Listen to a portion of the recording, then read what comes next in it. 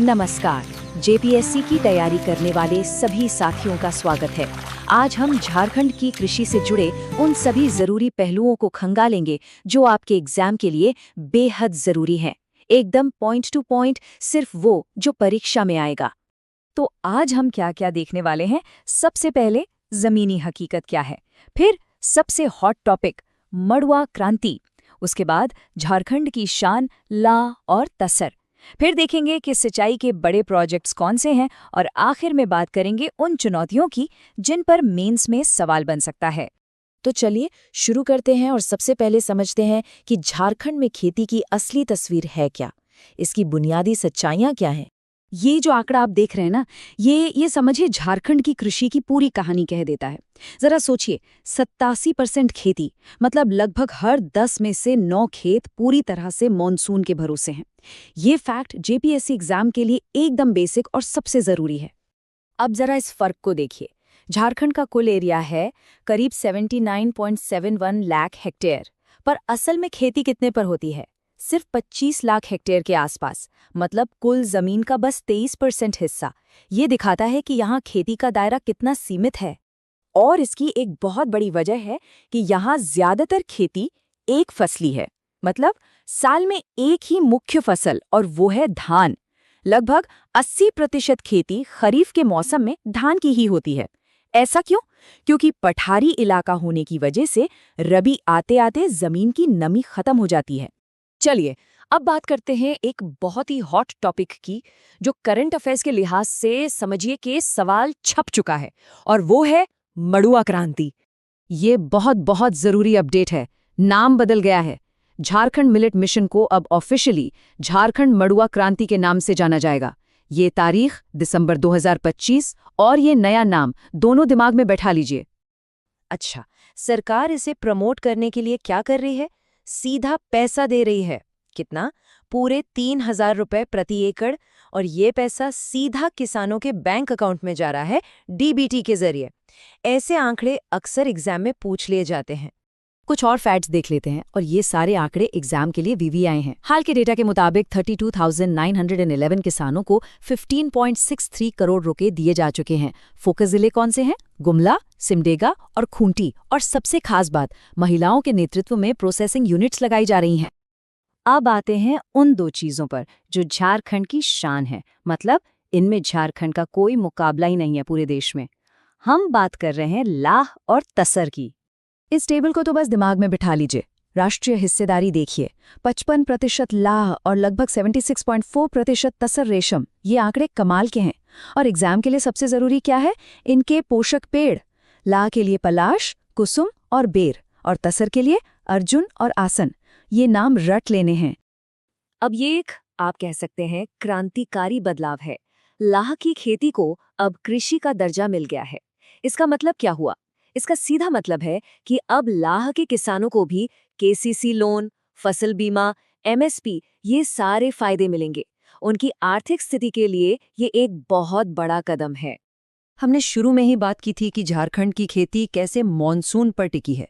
तो इस समस्या का समाधान क्या है? सिंचाई परियोजनाएं।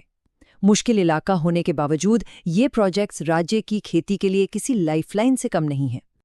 और इसमें सबसे पहला नाम आता है उत्तरी कोयल, यानी मंडल डैम का।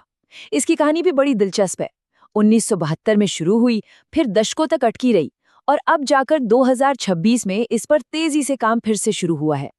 ये प्रोजेक्ट पलामू और गढ़वा जैसे सूखाग्रस्त जिलों के लिए एक वरदान साबित होगा। कुछ और बड़े प्रोजेक्ट्स पर भी नजर डाल लेते हैं। स्वर्ण रेखा परियोजना, ये एक जॉइंट वेंचर है जिसमें ओडिशा और पश्चिम बंगाल भी शामिल हैं।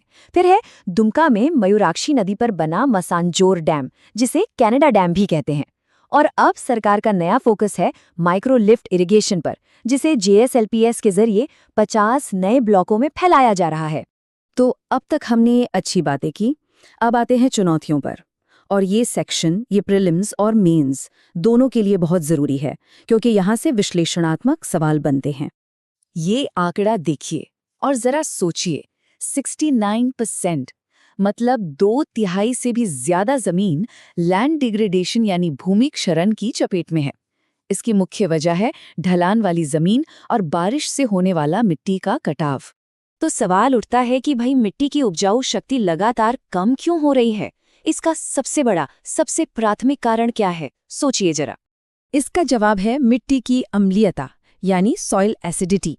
देखिए, झारखंड की लाल मिट्टी तो पहले से ही एसिडिक है। ऊपर से किसान जब बहुत ज्यादा यूरिया इस्तेमाल करते हैं तो ये और एसिडिक हो जाती है।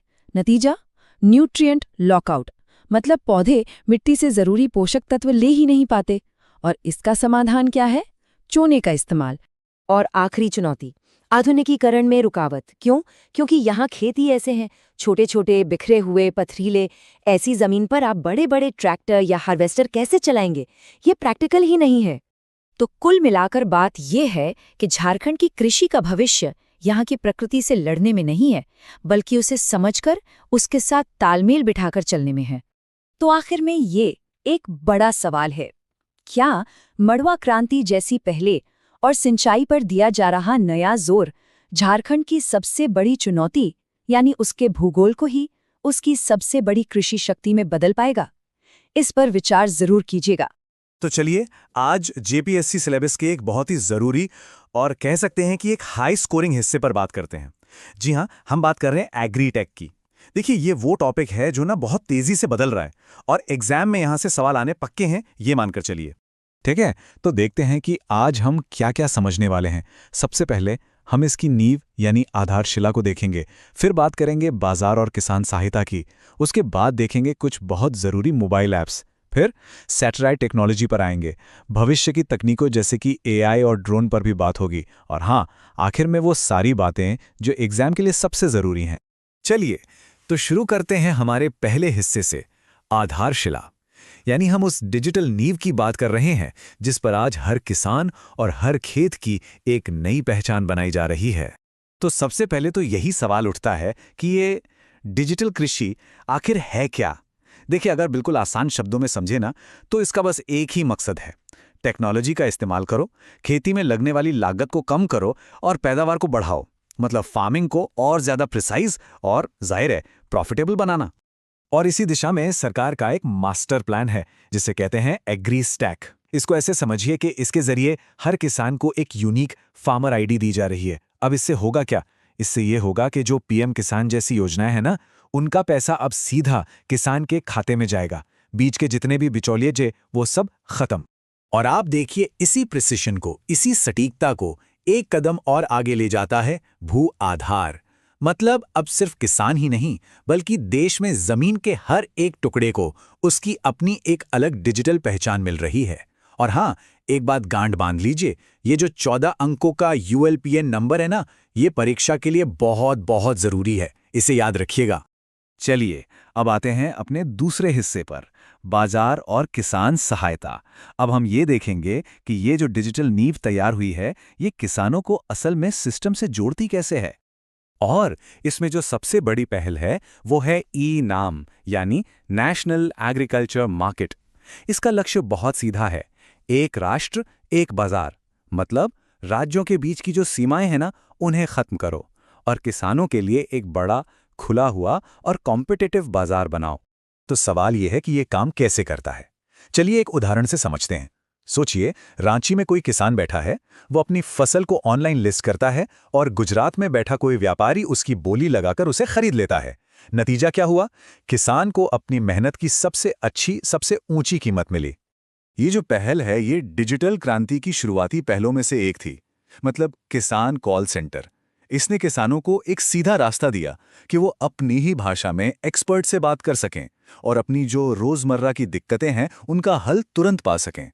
और ये जो नंबर है 18018015551, इसे तो आप नोट कर ही लीजिए। मैं ये इसलिए कह रहा हूं क्योंकि पिछले एग्जाम्स में ये नंबर सीधे सीधे पूछा जा चुका है। अब इसकी सबसे बड़ी ताकत जानते हैं क्या है? इसकी पहुंच। ये सुबह 6 बजे से रात 10 बजे तक काम करता है, वो भी संविधान की 8वीं अनुसूची की सभी 22 भाषाओं में। और हाँ, जेपीएससी के लिहाज से जो सबसे खास बात है वो ये कि इसमें सलाह संथाली भाषा में भी मिलती है। ठीक है, अब आते हैं हमारे तीसरे हिस्से पर, जरूरी किसान मोबाइल ऐप्स। और देखिए, ये सेक्शन मैच द फॉलोइंग वाले सवालों के लिए। समझ लीजिए कि सोने की खान है, तो इस पर पूरा ध्यान दीजिएगा। इस लिस्ट में दामिनी ऐप पर खास तौर पर गौर कीजिएगा।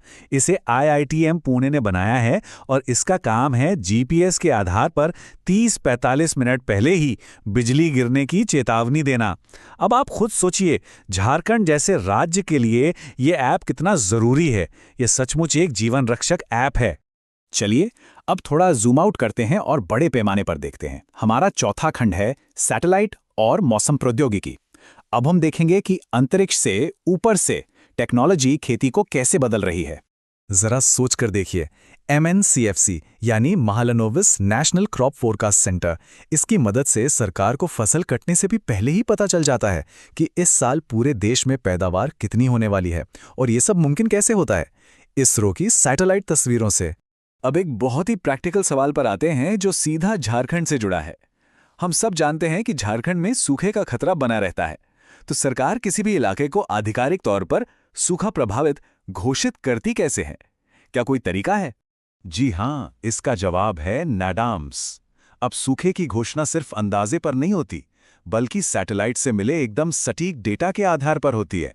यह सिस्टम जमीन में कितनी नमी है और वनस्पति का स्वास्थ्य कैसा है, इन सब को मापता है।